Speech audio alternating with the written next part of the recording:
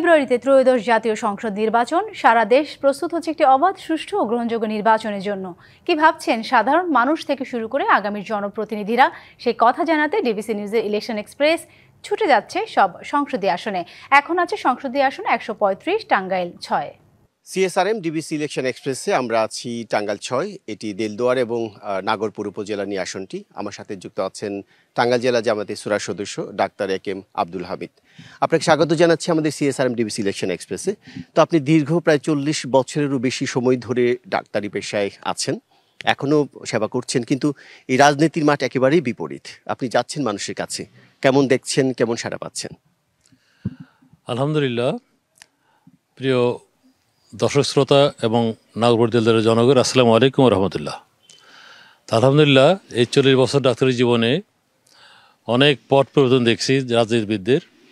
তো এখন যেটা দেখছি যে সুস্থ রাজনীতি খুবই অভাব, আর যার কারণে মূলত এই রাজনীতিতে আসা। তো বাংলাদেশ জামায়াত ইসলামী অত্যন্ত সুচিন্তিতভাবে তাদের প্রার্থী মনোনয়ন করে থাকে।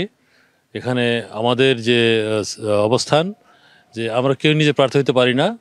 আমাদের বাংলাদেশ জামায়াত ইসলামী বেছে বেছে, তৃণমূল থেকে বেছে বেছে যাকে সবচেয়ে বেশি যোগ্যতা সম্পন্ন মনে করেন, জনপ্রেমিক মনে করেন, দেশপ্রেমিক মনে করেন, সৎ মনে করেন এবং যোগ্যতা মনে করেন, তাকেই সাধারণত প্রার্থী দিয়ে থাকে। সেই হিসাবে আমি চিকিৎসার পাশাপাশি এরাতে আসা।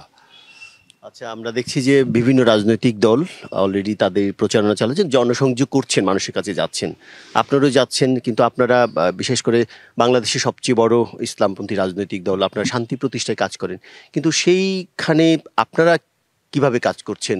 ব্যতিক্রমটা কোথায় আপনাদের? তাহলে ব্যতিক্রম একটাই, আমরা ইসলামপ্রিয় দলের মধ্যে বড় না শুধু, আমরা এখন মনে করি যে আমরা বাংলাদেশ জামায়াত ইসলামী বাংলাদেশের সবচেয়ে বড় একটা ইসলামিক দল, শুধু না ইসলামিক দল এবং দল শুধু। তো আমরা মনে করি যে বিভিন্ন যে রাজনীতি প্রেক্ষাপট যারা এই যাবৎ দ্বারা তৈরি করেছিল, আসলে এই রাজনীতি মানুষের শুধু শাসন শোষণ করেছে তারা। কাজেই বাংলাদেশ জামায়াত নতুন একটা ধারা সৃষ্টি করতে চায়, ইসলামিক ধারা রাজনীতি করতে চায়, যেখানে শুধুমাত্র আল কোরআন আইনই শুধু প্রতিষ্ঠা হবে, যে আইন প্রতিষ্ঠা হলে হিন্দু, মুসলিম, বৌদ্ধ, খ্রিস্টান সবাই যেন সমানভাবে সেখানে থাকতে পারে। সেই জন্য আমরা বাংলাদেশ জামায়াত ইসলামী আগে চেষ্টা করে যাচ্ছি এবং চেষ্টা করে যাচ্ছি ইনশাআল্লাহ। কিন্তু বাংলাদেশের যে প্রেক্ষাপট, আমরা যেভাবে তৈরি হয়েছি, গড়ে উঠেছি, এটা কতটা সম্ভব বলে মনে করছেন? আপনারা তো যাচ্ছেন মানুষের কাছে। এটা অবশ্যই সম্ভব, এই জন্য মনে করছি যে 90% মুসলমান বাংলাদেশে, অত তার চেয়ে বেশি। তো আল্লাহর আইন যদি প্রতিষ্ঠা হয়, তাহলে সেখানে হিন্দুরা এখন হিন্দুস্থানে যত নিরাপদ, তার চেয়ে অনেক বেশি নিরাপদ আল্লাহর আইন যদি তৈরি হয়, তার মধ্যে বেশি নিরাপদ থাকবে। এবং যেখানে যাচ্ছি, প্রচারণায় যাচ্ছি, সমস্ত হিন্দুরা যত নেতা আছে সবাই হুমড়িকে বড় হচ্ছে আমাদের কাছে আসার জন্যে। তো এটা মনে করি যে তারা এই যাবৎ যা দেখেছে তারা ভুল দেখেছে। জামায়াত ইসলামী একটা আদর্শ সংগঠন, তারা এখন বিশ্বাস করতে পেরেছে আমাদের কাজে কর্মে সব কিছুতেই তারা আমাদের আপন করে নিতে সক্ষম হয়েছে। এবং মনে করি যে আমাদেরকে তারা মনে মনে গ্রহণ করেছে এবং তাদের সম্বন্ধে আমরা পাবো ইনশাআল্লাহ। কাজেই অন্য কমিউনিটি যারা আছে তাদের চিন্তা করার কোনো কারণ নাই, এবং আমরা মনে করি যে তারা আমাদের কাছে অত্যন্ত নিরাপদ বোধ করবে, এই জন্য তারা আমাদের কাছে আসছে ইনশাআল্লাহ। বলা হচ্ছে যে বাংলাদেশে প্রায় 4.5 কোটি নতুন ভোটার, যারা কখনো ভোট দিতে পারেনি, তারা যেদিকে যাবে সেদিকে একটা নতুন সূচনা হবে আর কি। তো আপনি তাদের উদ্দেশ্যে কি বলবেন?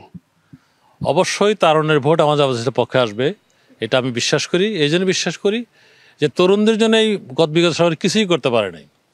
আমার তরুণদের বেকার থাকতে না পারে তার ব্যবস্থা করবো ইনশাআল্লাহ। এবং তাদের কারিগরি প্রশিক্ষণ তাদের দেওয়া হবে, তাদেরকে এমন প্রশিক্ষণ দেওয়া হবে স্কুল কলেজের বিভিন্ন চেঞ্জের মাধ্যমে, তারা যেন শিক্ষাক্ষেত্র জীবন শেষ করার পরে যেন তারা কোনো বেকার হয়ে বসে না থাকে। আমাদের সেই চেষ্টাটা আছে, এবং আগামী দিনে ভবিষ্যৎ তরুণদের জন্য তরুণরাই ভবিষ্যৎ নির্মাণ করবে।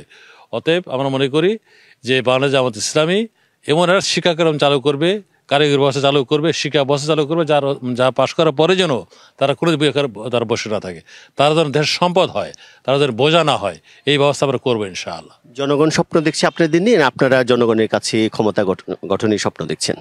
জনগণ আমাদের স্বপ্ন দেখছে, জনের স্বপ্নকে আমরা বাস্তব করার চেষ্টা করছি। জনগণ চাচ্ছে যে আমরা যেন ক্ষমতায় যাই।